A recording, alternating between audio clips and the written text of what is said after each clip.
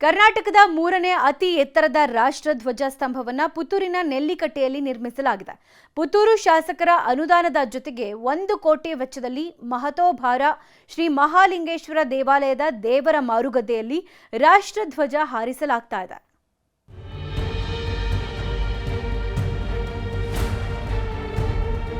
ದಕ್ಷಿಣ ಕನ್ನಡ ಜಿಲ್ಲೆ ಪುತ್ತೂರಿನಲ್ಲಿ ರಾಜ್ಯದ ಅತಿ ಎತ್ತರದ 3ನೇ ಧ್ವಜಸ್ತಂಭ ಸ್ಥಾಪನೆ ಮಾಡಲಾಗಿದೆ.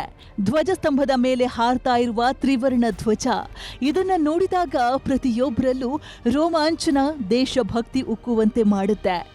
ಈ ಧ್ವಜಸ್ತಂಭ ಪುತ್ತೂರು ಶಾಸಕ ಅಶೋಕ್ ಕುಮಾರ್ ರೈ ನೇತೃತ್ವದಲ್ಲಿ ನಿರ್ಮಾಣವಾಗಿದ್ದು, ವರ್ಷಕ್ಕೆ 3 ಬಾರಿ ಧ್ವಜ ಬದಲಾವಣೆ ಮಾಡಬೇಕಿದೆ. ಪುತ್ತೂರು ನಗರಸಭೆ ಇದನ್ನ ನಿರ್ವಹಣೆ ಮಾಡಲಿದೆ. ವಿಶೇಷತೆ ಯಾಕೆ ಅಂತ ನಾವು ಪುತ್ತೂರಲ್ಲಿ ಯಾವ ತಾಲೂಕು ಮಟ್ಟದಲ್ಲೂ ಇಂಥ ಧ್ವಜಸ್ತಂಭಗಳು ಇಲ್ಲ. ಇಡೀ ಕರ್ನಾಟಕ ರಾಜ್ಯದಲ್ಲಿ ನೀವು ಎಲ್ಲಿ ನೋಡಿದರೂ ಕೂಡ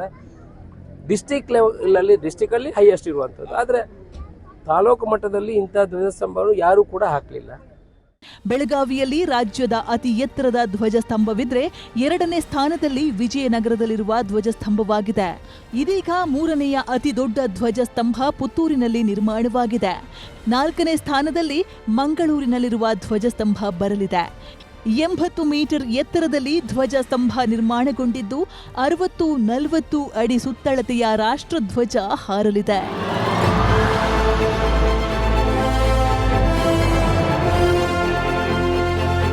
ವಿದ್ಯುತ್ ಚಾಲಿತ ಮೋಟಾರ್ ವ್ಯವಸ್ಥೆ, ಸಿಗ್ನಲ್ ಲೈಟ್, ಫೋಕಸ್ ಲೈಟ್ ಅಳವಡಿಕೆಯೂ ಆಗಿದೆ.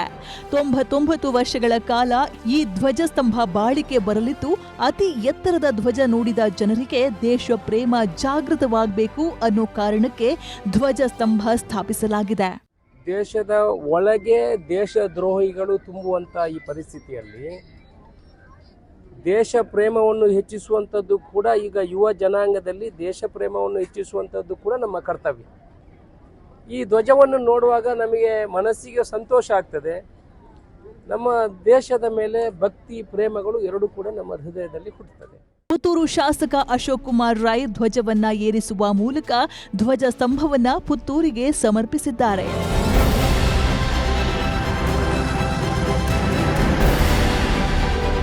ಅಜಿತ್ ಕುಮಾರ್, ನ್ಯೂಸ್ 18, ಪುತ್ತೂರು.